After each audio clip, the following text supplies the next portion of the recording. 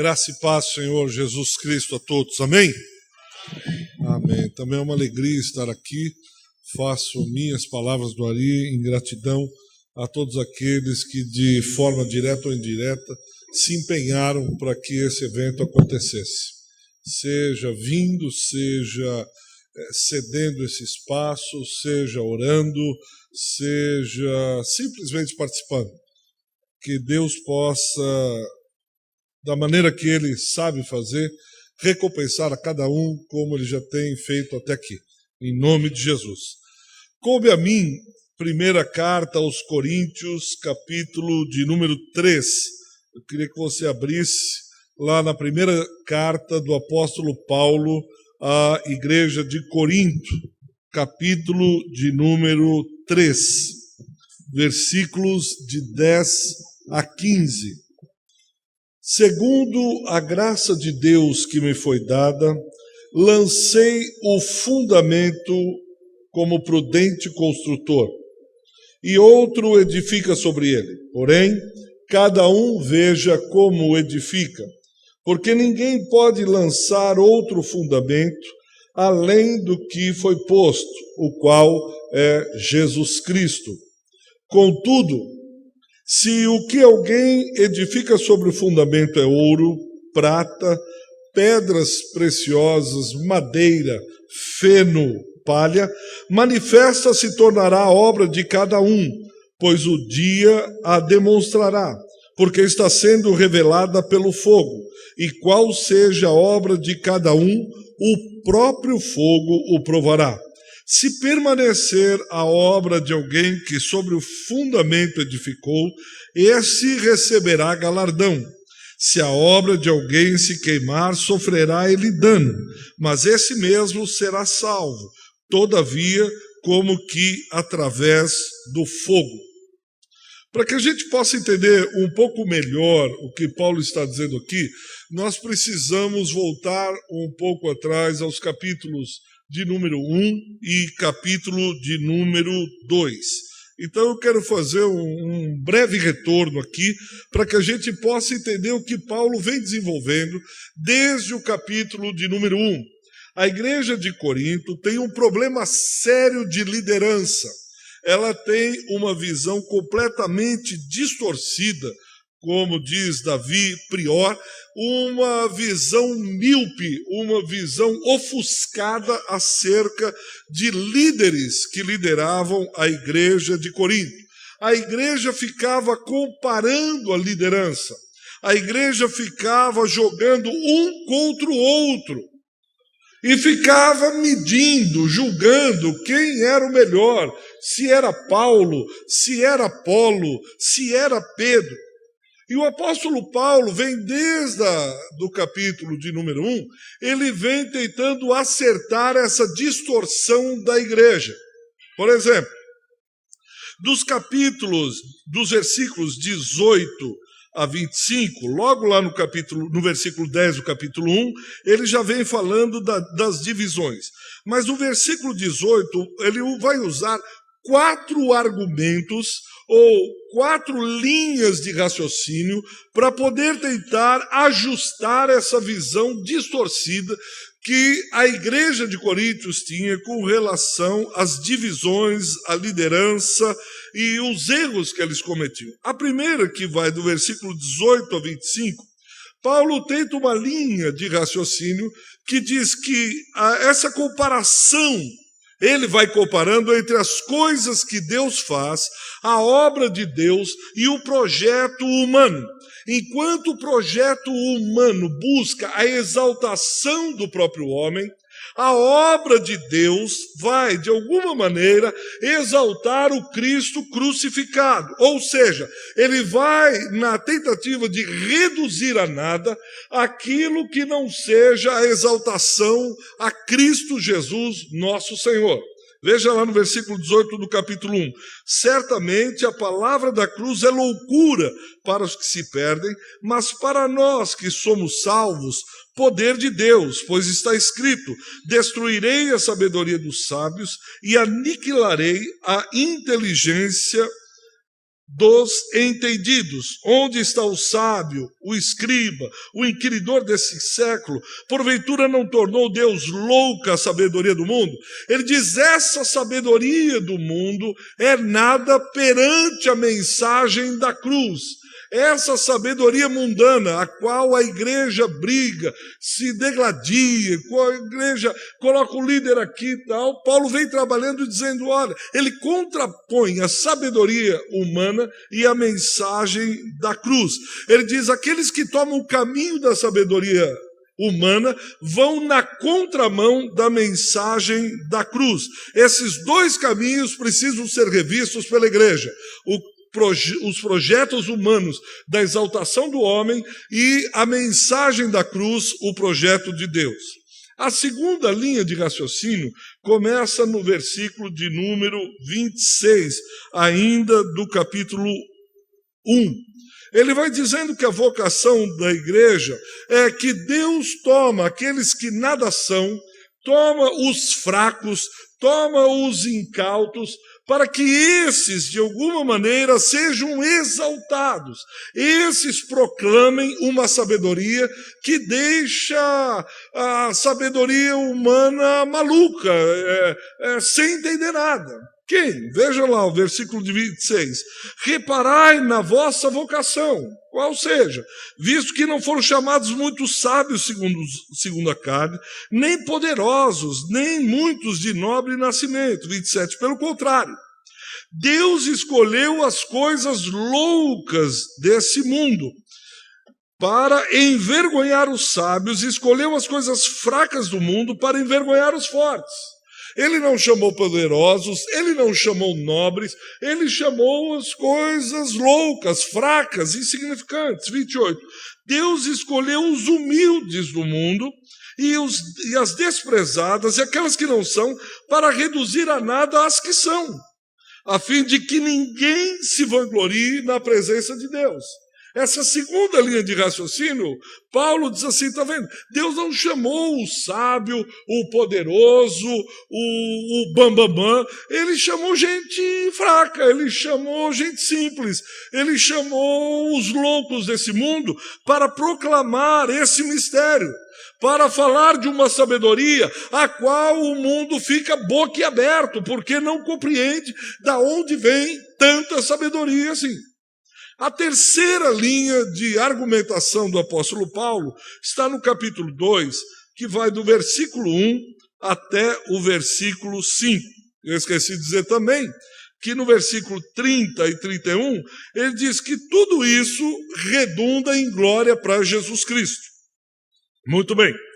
Terceira linha de raciocínio, capítulo 2, versículos de 1 a 5. Eu, irmãos, quando fui ter convosco, anunciando-vos o testemunho de Deus, não o fiz com ostentação de linguagem ou de sabedoria, porque decidi nada saber entre vós, senão a Jesus Cristo e esse crucificado. Paulo, lá em Atos 18, quando ele vai falar ou vai à cidade de Corinto, ele faz uma decisão. Ele toma uma decisão. Ele diz, eu poderia ir até vocês e esbanjar sabedoria.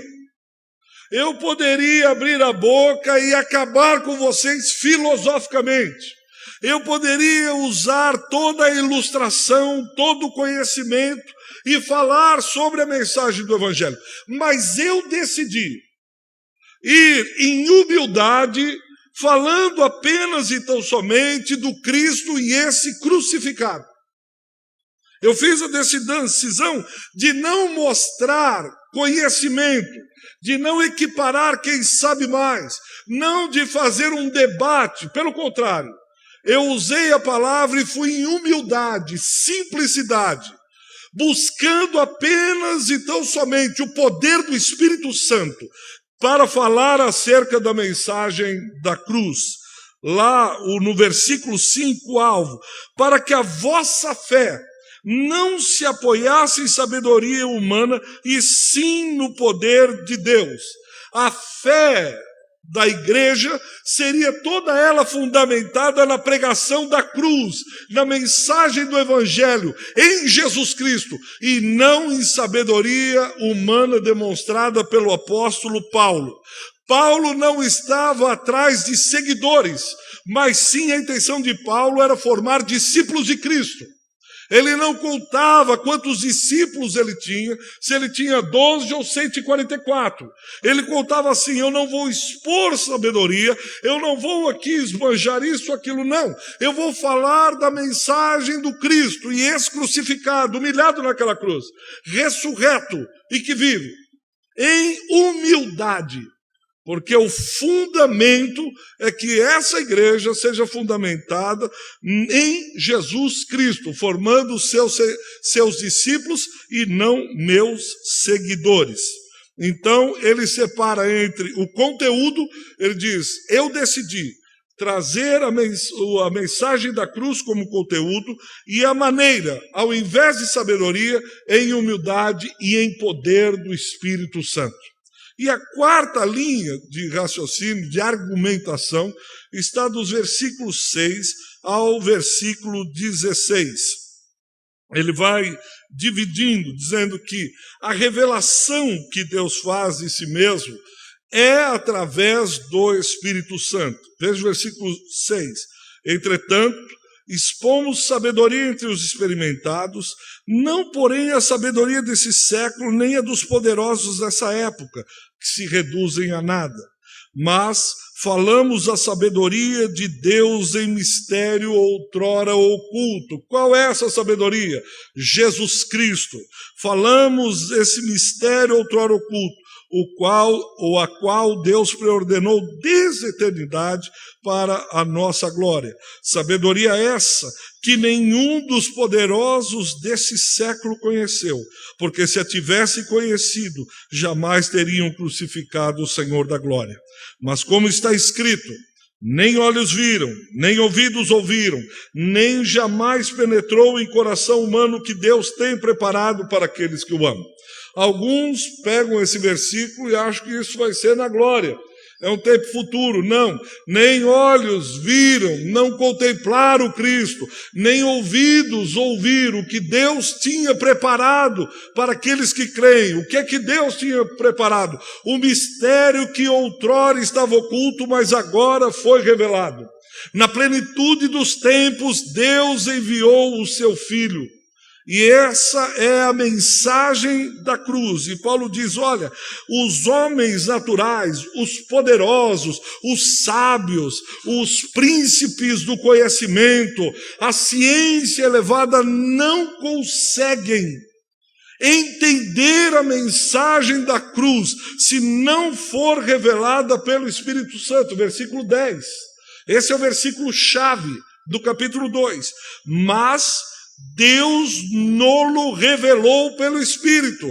Revelar no grego. Deus tirou o véu. Quando Deus tira o véu dos nossos olhos, tira o véu do nosso coração, nós podemos entender essa mensagem. Os poderosos, os doutos, os conhecedores, os doutores, os PhDs não conseguem entender a mensagem da cruz. Se o Espírito Santo não desvelá-la, não retirar o véu. E aí ele vai fazer a divisão do mundo em 3 tipos de pessoas. A primeira delas, aí entramos no capítulo 3. A primeira delas assim: eu, porém, irmãos, não vos pude falar como a espirituais. Os espirituais são crentes, convertidos e que entendem a mensagem do Evangelho e crescem nesse conhecimento. Mas, versículo 1 do capítulo 3, como a carnais, como a crianças em Cristo.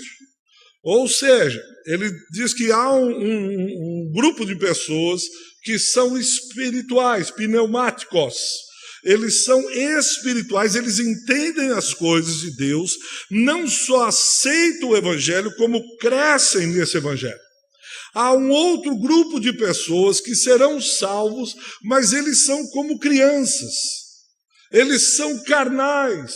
eles não crescem, são meninos, dão trabalho, vivem correndo na igreja, eles não conseguem entender as coisas espirituais. E um terceiro grupo que é chamado o homem natural ou o homem do mundo. Esses são os poderosos, são os sábios os quais não foi dado a eles o entendimento acerca do mistério da cruz. Então, resumidamente, Paulo está falando assim: eu tenho sabedoria para falar, para esbanjar, mas essa minha sabedoria é diferente da sabedoria dos poderosos, versículo 7. É sabedoria de Deus, outrora oculta. Deus ocultou essa sabedoria ao mundo. Qual é essa sabedoria? O Cristo crucificado. Lá no Antigo Testamento, Deus já vinha falando, desde Gênesis capítulo 3, versículo 15, já vinha falando sobre esse mistério, sobre aquele que viria. Figuras e mais figuras foram utilizadas no Antigo Testamento, até que, na plenitude dos tempos, veio a sabedoria. Sabedoria qual os poderosos do mundo não entenderam, versículo 8 e 9. Referindo-se a Cristo, o homem natural não consegue entender essa verdade pelo intelecto, a não ser que seja revelado, tirado-lhe o véu. O véu impedia, o véu impede esse conhecimento, mas quando retirado, eu consigo compreender. E Paulo está dizendo, quem tira esse véu é a ação do Espírito Santo. Paulo vai trabalhar, quem conhece o espírito humano é o próprio humano, mas o Espírito de Deus, quem conhece, é o Espírito Santo de Deus. E ele termina dizendo, a mente de Cristo é aquela que olha para a realidade, a mente de Cristo é aquela que vê a realidade segundo a mente, segundo o entendimento, segundo o discernimento desse Cristo. E aí ele termina o capítulo 2. E aí, como um sniper, ele está no versículo 1 e 2, ele preparou a arma, ele regulou, focou a mira, e agora ele vai atirar. Capítulo 1 e 2, ele vai nessa linha dos 4 pensamentos, nessas 4 direções. E agora no capítulo 3, ele preparou e agora ele vai atirar. Aquilo que ele vem trabalhando, que é o problema das divisões, das comparações, de uma visão distorcida da liderança. Ok? Então vamos lá. A igreja de Corinto, de alguma maneira, ela não cresce espiritualmente, ela não amadurece. Versículos de 1 a 4. Veja lá. Nós lemos o versículo 1, vamos ler mais uma vez. Eu, porém, irmãos, não vos pude falar como espirituais, e sim como a carnais, como a crianças em Cristo. Leite vos dei a beber, não dei alimento sólido, porque ainda não podíeis suportá-lo. Nem ainda agora podeis, porque ainda sois carnais. Versículo 3. Porquanto, havendo entre vós ciúmes, contendas, não é assim que sois carnais e andais segundo o homem? Versículo 4. Quando, pois, alguém diz, eu sou de Paulo, e outro eu de Apolo, não é evidente que andais segundo os homens?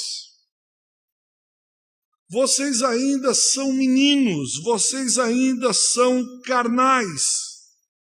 De alguma maneira, a igreja de Corinto se recusava a crescer. Ela ficava o tempo todo discutindo quem era o melhor pregador, quem fazia o melhor louvor, qual o homem que ensinava melhor, qual o profeta que profetizava melhor, qual o melhor isso, qual o melhor aquilo, qual a melhor igreja do bairro, qual a maior igreja. Paulo diz, não tenho condições de falar com vocês em maturidade. Eu não tenho condições de dar carne, alimento sólido para vocês, porque vocês ainda decidiram, vocês se recusam a crescer. São crianças. Vocês são meninos. Precisam crescer. Precisam desejar mudar desse estágio. Subir mais um degrau. Como o Brasil, não dá mais para dizer que o Brasil é um país novo, só tem 500 anos. Mas vamos para frente, calma, nós temos que crescer. Esse negócio precisa andar. Não dá para ser uma igreja sempre vitimizada, uma igreja sempre coitada, uma igreja que sempre é a coitadinha. Não, corintianada, vocês precisam crescer. Vocês precisam dar um passo além. Precisam assumir agora as coisas de homem. E quando o Paulo está falando aqui como crianças, não são novos convertidos. Está dizendo assim, vocês são sárquicos, ou seja, caracterizados pela carne. Paulo usa um outro termo para aqueles que são novos convertidos. Esses têm que tomar leitinho, esses têm que começar a trocar fralda, etc, etc. Mas eles estão falando aqui com sárquicos, que contrapõe com pneumáticos, o homem espiritual. Ou seja, são homens e mulheres que há anos estão na igreja, mas não crescem. Há anos eles pedem orações pelos mesmos problemas. Há anos eles dão problemas com os mesmos problemas. Há anos eles se recusam a ser homens espirituais. Passa ano e vem ano, e eles estão com as mesmas questões.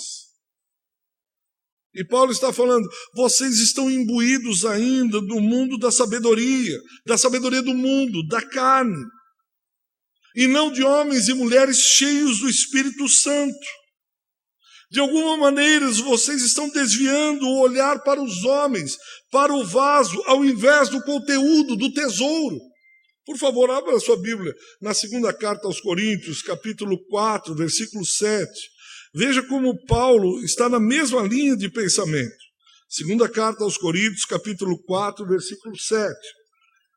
Como ele está dizendo aqui, nós podemos tomar esse versículo, quando Paulo fala assim, temos, porém, esse tesouro em vasos de barro, para que a excelência do poder seja de Deus e não de nós.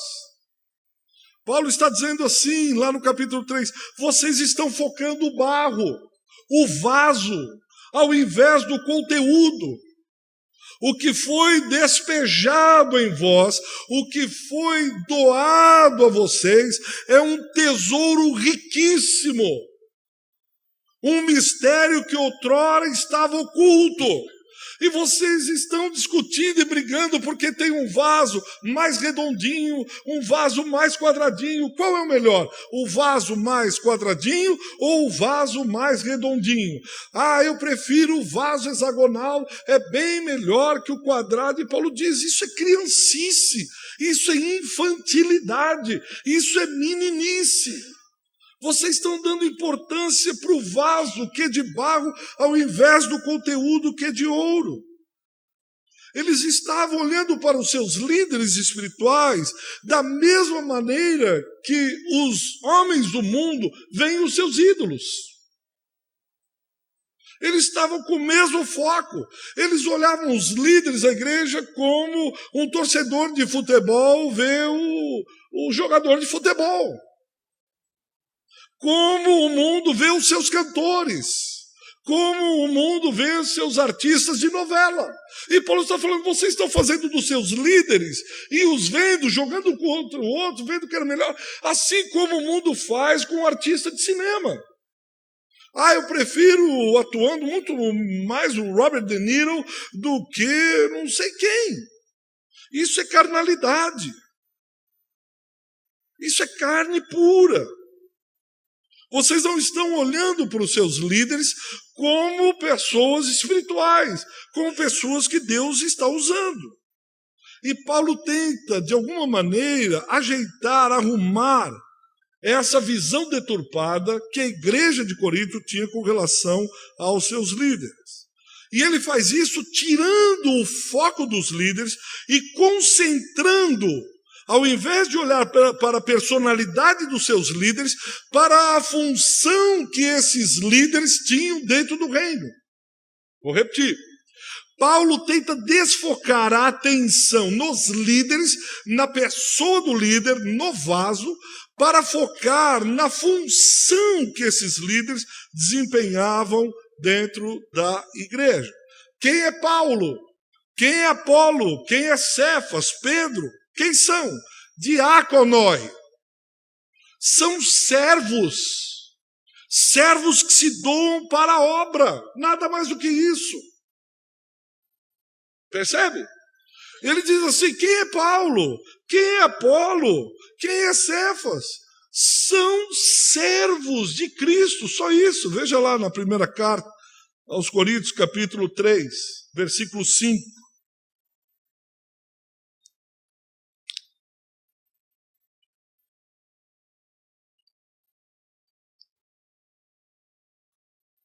Como tratar os seus líderes? Quem são os seus líderes? Como? Versículo 5. Quem são eles? Servos. Diáconoi. Não, ele é o grande Paulo, não. Ele é diácono. Servo. O orador, Paulo, é servo. Ah, mas e Cefas, não é o fundamento? Não. É servo, diaconoi, é isso mesmo. Por meio de quem, versículo 5, capítulo 3, por meio de quem cresces, e isso conforme o Senhor concedeu a cada um. Eles são apenas meio e não fim. Aqui a palavra no grego ressalta a instrumentalidade com a qual eles trabalham o dom dado por Deus. Não é para exaltar a personalidade do líder, mas sim a habilidade com que ele trabalha os dons, com que ele serve, com os dons que Deus deu a ele. Veja, Deus realiza a sua obra através desses líderes. O Senhor concedeu dons a eles. Esse dom é divino, não é dele. Ele concedeu aos homens, a cada um, versículo de número 5. Eles só agem conforme os dons que Deus atribuiu a cada um. No Brasil, a nossa cultura, vinda dos nossos irmãos portugueses, tem uma cultura um traço muito forte de culto à personalidade. Por isso essa mensagem é extremamente relevante para a igreja hoje. Porque nós temos a nossa cultura um traço forte, o português. Quem fala isso é Sérgio Buarque de Holanda, em 1933, num livro chamado Raízes do Brasil. Há uma ênfase muito grande na personalidade, na pessoa. E esse mundanismo entra na igreja, e como desde Coríntios, e também no Brasil, exaltando personalidades, pessoas. E Paulo diz, não. Quem deu esse dom a Paulo, a Apolo, a Cefas, foi Deus. Esse dom é de Deus.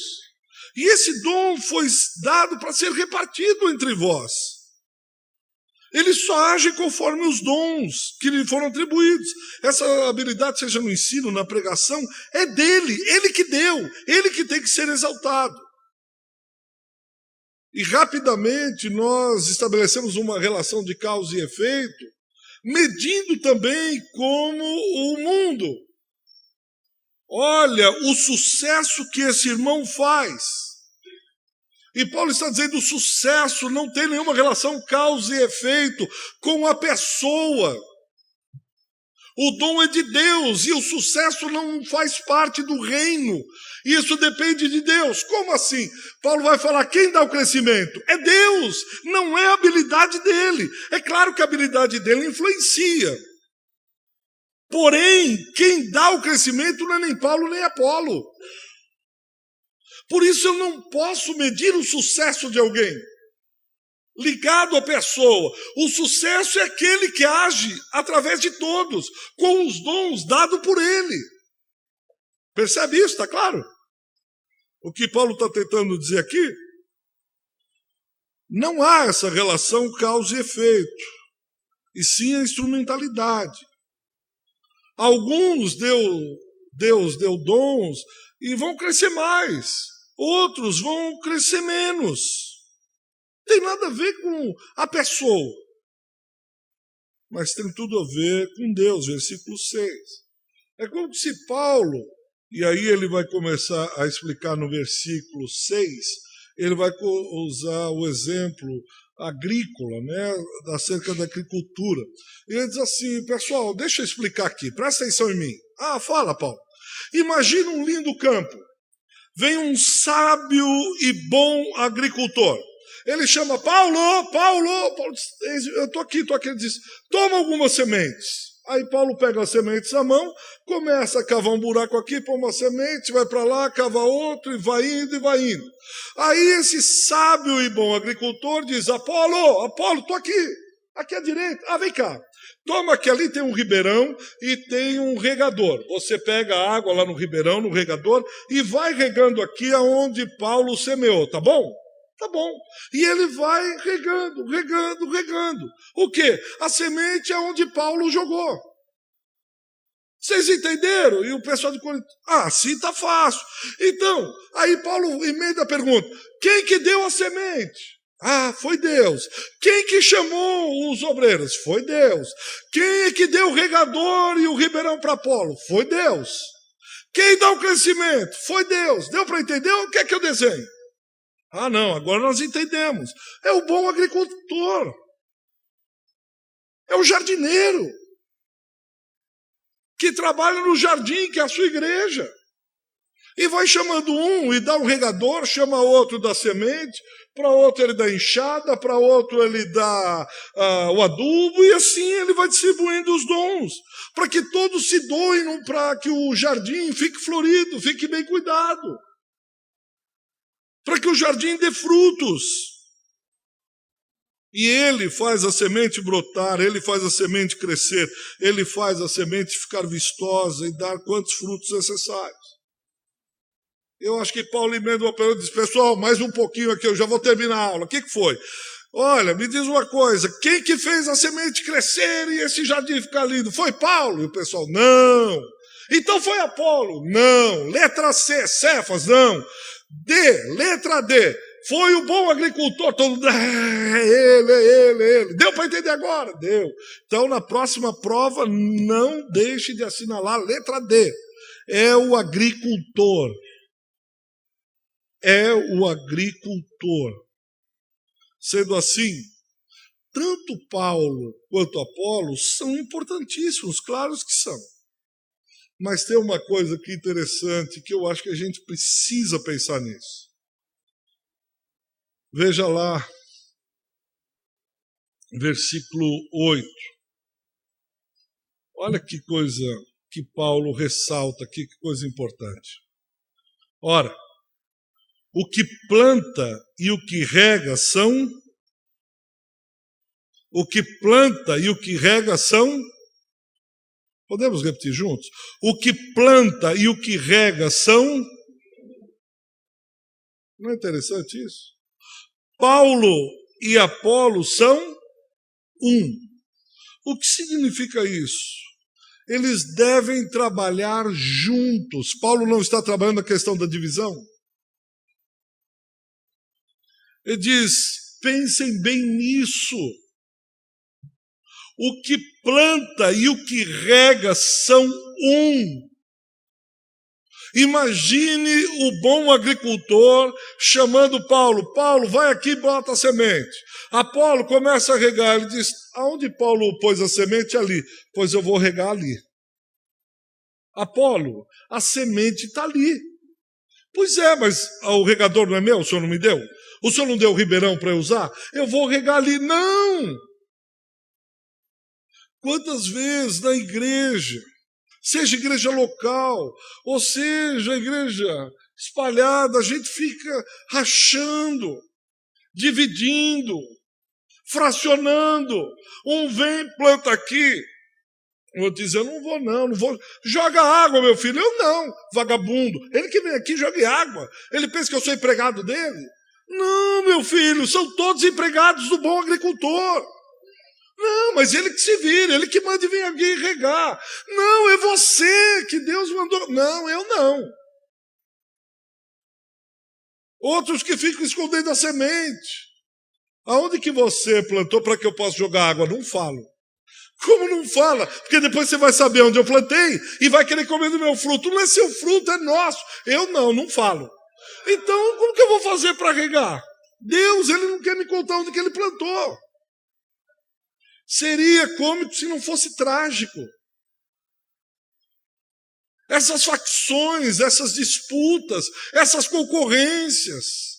Se você faz, eu não faço. Se você for brincar nesse jardim, eu vou brincar naquele. Por isso que Paulo está falando lá, vocês são carnais. Vocês não entenderam que tanto o que planta quanto o que rega são é uma unidade. Se eles não trabalharem juntos, esse negócio não anda, não pode haver divisão na seara. Não pode cada um achar que pode fazer o que quiser no jardim. Vocês entenderam? Entendemos. E por que vocês estão brigando? É porque o quê? Porque vocês não cooperam. Conta para ele onde estão as sementes. Olha, vai lá e rega exatamente aonde. Nem ele, nem você tem a vantagem. Porque Deus que fez tudo. Entendeu? Espero. A unidade é essencial, é isso que Paulo está falando. Cada um tem a sua responsabilidade.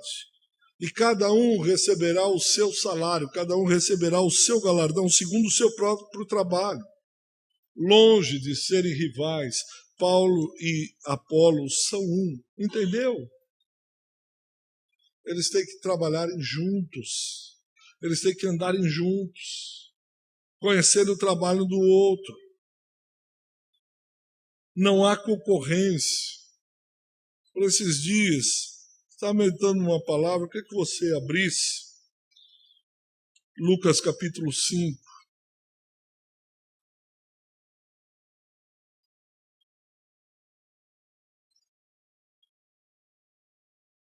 A Bíblia ela é bonita porque ela tem uma mensagem, né? Não são vários tiros, mas parece que ela está brigando. Paulo está ensinando aos coríntios, Paulo e Apolo são um. Eles não podem rachar, eles não podem dividir, eles têm que fazer a mesma obra. E esses dias eu estava meditando em Lucas capítulo 5, alguém estava pregando e me veio isso. Esses homens estão pescando, estão fatigados porque a obra do Senhor cansa. E eles estão lançando a rede para todos os lados e não pegam peixe. E trabalharam. No versículo 4, quando acabou de falar, disse a Simão: faze-te ao largo, lançai as vossas redes para pescar. É interessantíssima a resposta de Pedro, de Simão, versículo 5. Mestre, nós estamos trabalhando na seara há muito tempo aqui. Esse negócio a gente conhece muito. Trabalhamos toda noite, não apanhamos nada. Agora o senhor vem e manda a gente lançar rede. Eu fiquei pensando, a primeira coisa, eu ouvi a voz do mestre e mesmo cansado, lançar rede. Mas tem alguém que está tentando, alguém que está buscando, alguém que está a noite inteira trabalhando. Porque, de alguma maneira, a nossa cultura acha que as coisas acontecem do dia para a noite. Eu nunca me esqueci no seminário, um professor de Novo Testamento, era um grego, e um aluno começou a discutir uma questão que ele havia traduzido quando ainda nem existia no Brasil, e ele tentava dizer isso ao aluno que estava começando no seminário. E ele falou uma coisa que me marcou até hoje. Ele olhou bem depois de um tempo exaustivo de diálogo, ele não conseguiu convencer o aluno, ele olhou para o aluno e disse: meu irmão, você pode não acreditar em nada que eu estou falando, mas respeite pelo menos essa minha barba e cabelos brancos, que foram gastos em noites e dias de trabalho exaustivo, de leitura, de oração, tentando ensinar o povo de Deus. Respeite ao menos meus cabelos brancos, que foram gastos na obra de Deus. marcou aquilo. É alguém que já está caminhando com Deus, buscando, aí vem um neófito, diz, não, Paulo não queria dizer isso, mas de onde você tirou esse negócio? Então alguns querem um milagre, querem ver as coisas acontecendo, querem conhecer a Bíblia, fazendo uma campanha de 7 segundas-feiras. Eu quero conhecer toda a Bíblia fazendo a campanha. Tem mestres que Deus levantou, que estão aí 40 anos estudando, buscando em Deus, em humildade, servindo a obra para conhecer. E uma segunda coisa que me chamou, Pedro diz, sobre a tua palavra lançarei as redes, e no versículo 6 que ele fez exatamente isso, e apanharam grande quantidade de peixes, e rompiram-se-lhe as redes. Vou dizer, Bitu, desculpa, mas eu também conheço Bíblia, você se perdeu. Você estava falando lá que Paulo e Apolo eram um, e agora você está falando da pesca milagrosa. Acha aí, tenta sair aí de um jeito. O versículo 7 para mim é chave nisso. Então fizeram sinais aos companheiros do outro barco para que fosse ajudá-los. E foram e encheram ambos os barcos ao ponto de quase ir a pique. E eu fiquei imaginando essa cena. Deus, Jesus Cristo, faz um milagre tremendo.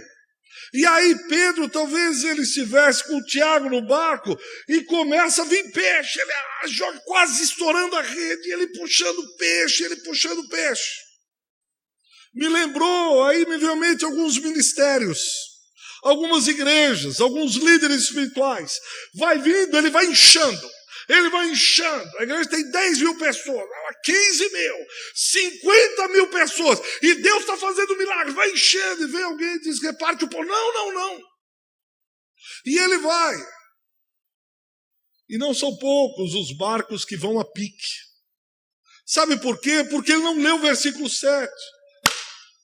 Ei, João, vem cá. Vamos repartir, Deus está tendo muita abundância. Jesus Cristo fez um milagre na minha pesca e no meu barco não vai caber tudo. Eu não vou a pique com o milagre da multiplicação. Eu quero abençoar você, vem cá. Ei, vem cá você também. Vem cá junta, porque Deus está dando. E Deus falava comigo, ministérios que vão a pique, porque não repartem. Eles morrem na abundância. Vamos crescendo. O que saiu de novo? Puxa aqui para a gente com o pé. E vai crescendo e vai a pique. A rede vai estourar. E ele vai morrer do milagre. Porque ele não entendeu que são um. A bênção está em repartir. Em fazer sinal e dizer, João, eu não posso ficar com isso só para mim. Encosta o teu barco aqui que eu vou jogar peixe. Imagina se Pedro dissesse, eu não, estou pescando aqui a noite inteira, estou sozinho, o cara vem agora, por que eu vou dar peixe para ele? Vou vender e ficar tudo comigo. Eu vou ter o monopólio desse negócio. Agora eu vou montar a maior peixaria que tem em Jerusalém. Agora eu vou ser o cara, vou pôr lá, mas vai estragar. Não, chama o outro barco e reparte. Por quê? Aí voltamos na carta aos Coríntios. Porque tanto o que planta quanto o que rega são um. Tem gente que precisa chamar o barco dos outros líderes e dizer, encosta teu barquinho aqui que Jesus está me abençoando. Isso não é para mim. Isso é para que outros sejam abençoados e vejam a bondade do nosso Deus. Veja como o nosso Deus é bom. Pega aqui, Deus está dando mais. O represamento nunca foi parte, me parece, pelo que eu entendo das Escrituras, parte do reino de Deus. Sempre foi o repartir. Por isso que Pedro, naquele momento, entendeu, chama outros barcos e diz, encosta aqui, porque nós temos que fazer isso. Há uma unidade essencial. Não são rivais, Paulo, Apolo e Cefa, mas são um. Não podemos, um outro erro que a igreja cometia, é que eles ficavam fazendo comparações entre ministérios. E Paulo diz assim, isso é carnalidade, você não pode. Porque quando você está comparando, você julga. Em que sentido? Quando você compara, versículo 10, você está julgando um maior e outro menor.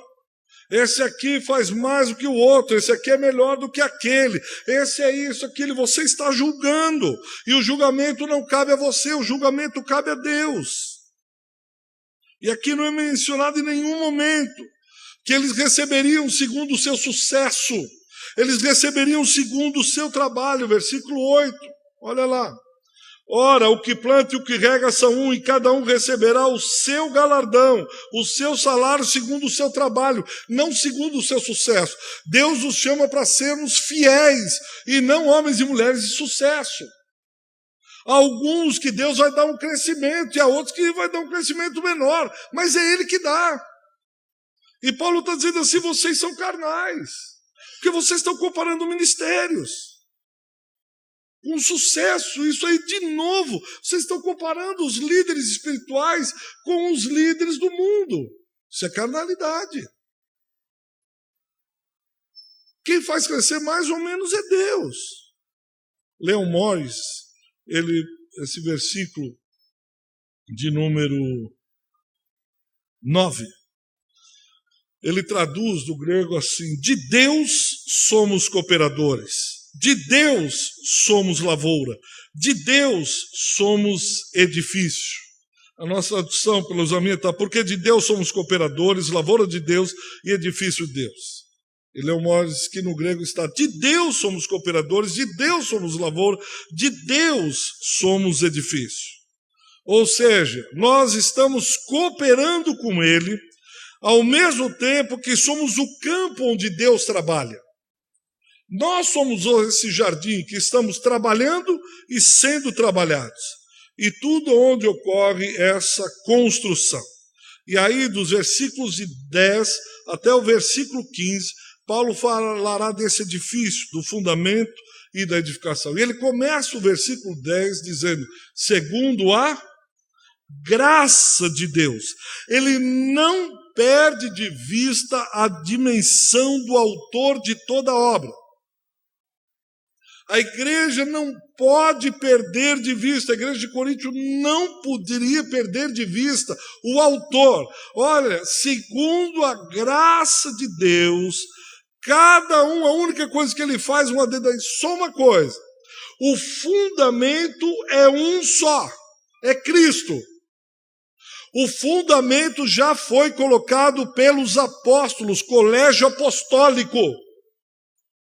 Por isso, difícil hoje entender o apostolado, porque ele não pode pôr outro fundamento, porque o fundamento já foi posto. Posto por quem? Pelos apóstolos. Qual é o fundamento? Cristo. Os apóstolos já colocaram o fundamento que é Cristo. O que vai aí variar é como edifica sobre esse fundamento. Por isso que Paulo vai dizer no versículo 10, veja bem como vai edificar.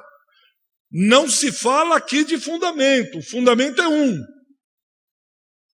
Não está em discussão isso. Já foi colocado pelo colégio apostólico. A questão é como nós vamos edificar. Paulo está dizendo: seja cauteloso. Veja bem, seja prudente, veja como edifica, porque o fundamento é Cristo. Versículo 12. Contudo, se o que alguém edificar sobre o fundamento, Jesus, é ouro, prata, pedras preciosas, madeiro, feno e palha, e ele divide em dois, entre valiosos e não valiosos. Os valiosos, ouro, prata e pedras preciosas. Não valiosos, madeira, feno e palha. Parece que aqui ele diz que há uma certa liberdade nessa construção, no uso do material. Mas ele também adverte: você tem liberdade, mas a obra de cada um vai ser provada. Provada pelo fogo. Alguns exegetas dizem que esse é o dia do juízo, conforme 1 Tessalonicenses 4 e Hebreus 10, 25. O fogo vai revelar a obra de cada um. Você tem liberdade para edificar, construir, mas veja como você faz, porque isso vai ser provado e mostrará o caráter de cada um. Somente Deus conhece a intencionalidade do coração. Se aquilo que está sendo construído é por prestígio, sucesso, status, popularidade, dinheiro, é difícil julgarmos. Mas vai chegar um momento em que o fogo vai julgar. Ou melhor, o fogo irá provar. E quando passar pelo fogo, aqueles que construíram com madeira, feno e palha, cadê a obra? Nossa, era enorme. Isso me remete muito a Noé. Deus chama Noé e diz: olha, Noé, constrói uma arca. Constrói uma arca. Agora, você lendo o texto, você percebe que não tinha chuva na terra, não existia chuva. Deus diz: ué, vai chover, dilúvio. Constrói a arca com essas medidas, com essa madeira. Imagina a cena. E ele está lá construindo. Aí os vizinhos: o que você está fazendo, Noé? Construindo uma arca. Para quê? Porque Deus me mandou construir essa arca. Por quê? Vai vir um negócio chamado dilúvio e essa arca aí vai salvar a gente. Mas para que isso? Você imagina todo dia Noé se levantando e junto com os filhos construindo. O filho volta e diz: pai, posso conversar com o senhor? Sim, estava lá na escola e o pessoal disse que o senhor é louco, construindo esse negócio. O senhor é fanático. Que esse negócio de religião endoidou a cabeça do senhor. A mulher olha e diz: as vizinhas já não conversam mais comigo. Mas Deus mandou construir, nós vamos construir. Dia após dia. Vamos supor que um dia ele levantou com dor de cabeça. A fé dele ficou meio abalada. Aí ele está construindo e lá na ponta da arca ele vai pôr e não dá a madeira e diz: sabe uma coisa? Pega essa madeira, pega um papelão lá e coloca o papelão e coloca, diz: deixa ninguém ver mesmo, passa o piche por cima e também estou cansado, servindo a Deus já há 30 anos, fazendo essa arca, não cai um pingo d'água, meu amigo, e se vitimizasse. Eu estou cansado disso, minha mulher não me entende, meus filhos não me ajudam, Deus também fala pouco comigo, e os vizinhos: eu vou jogar bola, também chega de crise. Eu preciso um tempo para mim, eu quero um tempo para cuidar de mim, eu quero um tempo de descanso para mim, e deixasse lá aquele pedaço de papelão. E construísse, continuasse. Mas aí começam os primeiros pingos. E ele chama a família e diz: todo mundo para a arca, e fecha, os irmãos sabem. Chuva, chuva, chuva, chuva. Depois de umas 2 semanas: pai, o que foi, filho? O que foi, Senhor? Vem cá, corre, olha aqui, está entrando água. Aonde? E leva exatamente naquele lugar. E eu fico imaginando, claro que isso é ficção, mas não é olhando e diz: puxa vida, foi aquele dia que eu levantei com dor de cabeça. Puxa, por que eu pus esse papelão? Onde eu vou arrumar madeira agora? Deixa eu resumir para não me estender que o tempo. Deus pede para que a gente construa algumas coisas. E depois de um tempo ele pede para que a gente coloque a nossa família lá dentro. Se você construiu bem, claro, servi. Pastorzão, eu aqui fui fiel, fiz o melhor de mim. Põe tua família aí dentro. Sobe. Porque através desse trabalho que você fez, foi fiel, como você disse, nós vamos. Eu fico imaginando Noé agradecendo todos os dias a Deus. Aquele dia que ele não estava muito a fim de fazer, mas de alguma maneira ele disse: Deus, me ajuda, porque eu estou construindo para o Senhor. Eu quero ser fiel a Ti. Eu não vou por qualquer coisa. Jeremias 48:10, maldito o homem que faz a obra do Senhor relaxadamente. E eu não vou fazer esse negócio de qualquer jeito, eu não vou pôr papelão nem remendo. Eu vou pôr o melhor porque é o Senhor. Eu vou me doar 100%. Eu vou chegar perante o Senhor e dizer: Senhor, talvez não seja a melhor arca do mundo, mas saiba que eu dei tudo de mim. Talvez não seja a coisa mais bonita desse universo, mas Deus, eu não fui negligente. Paulo perante o rei Agripa: Agripa, eu não fui desobediente à visão celestial. Cada milímetro dessa arca, cada madeira eu coloquei porque eu trabalhava como fazendo para o Senhor e não para homens. Tanto regar, tanto o semear, tanto construir o edifício deve ser construído da melhor maneira possível. Porque caso haja alguma coisa escondida no seu coração, que nenhum homem veja, nenhum profeta enxergue, Deus está vendo. E um dia essa obra passará pelo fogo, a minha passará pelo fogo, a sua, de todos nós. E aí o que foi feito, da melhor maneira, você diz, Deus pode pôr minha família aqui dentro. E você louvará toda a eternidade por cada dia de serviço ao seu Senhor. No versículo 16, ele passa a dizer que não sabeis que sois santuário de Deus.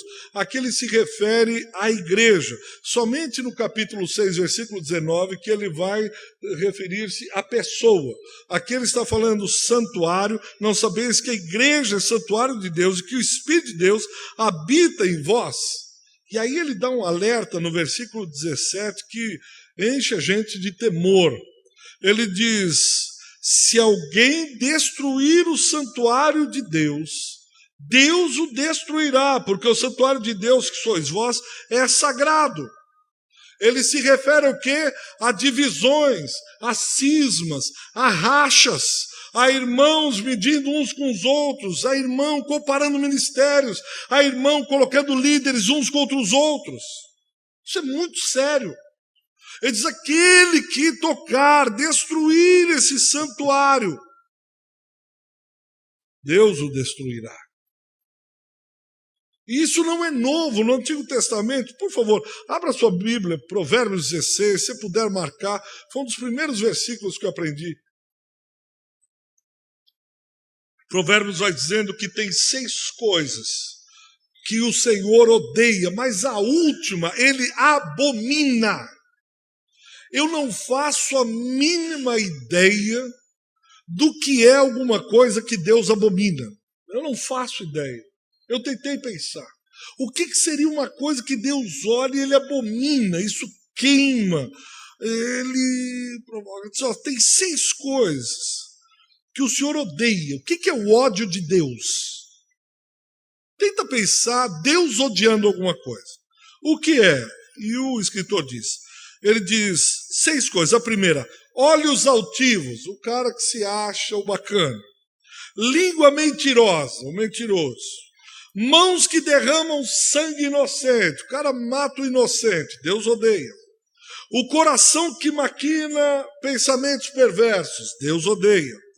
Pés que se apressam para correr para o mal, Deus odeia. A testemunha falsa que profere mentiras, isso Deus odeia. Mas a 7ª, a alma dele abomina, o que semeia contenda entre irmãos. Você é capaz de entender isso? 6 coisas Deus odeia, mas a última é tão grave, mas é tão grave que ele abomina. O que seja, o que semeia contenda entre os irmãos. O que a igreja de Corinto estava fazendo. Semeando contenda entre líderes espirituais. Isso, a alma do Deus de Paulo abomina. Terminando, dos versículos 18 a 23, ele vai concluindo o capítulo 1, 2 e 3. Nesses 5 versículos finais, Paulo conclui o que ele está falando. Ele diz no versículo de número 21, portanto, olha que conclusão de Paulo belíssima. Diz, portanto, ninguém se glorie nos homens. Portanto, ninguém se glorie nos homens. Por quê?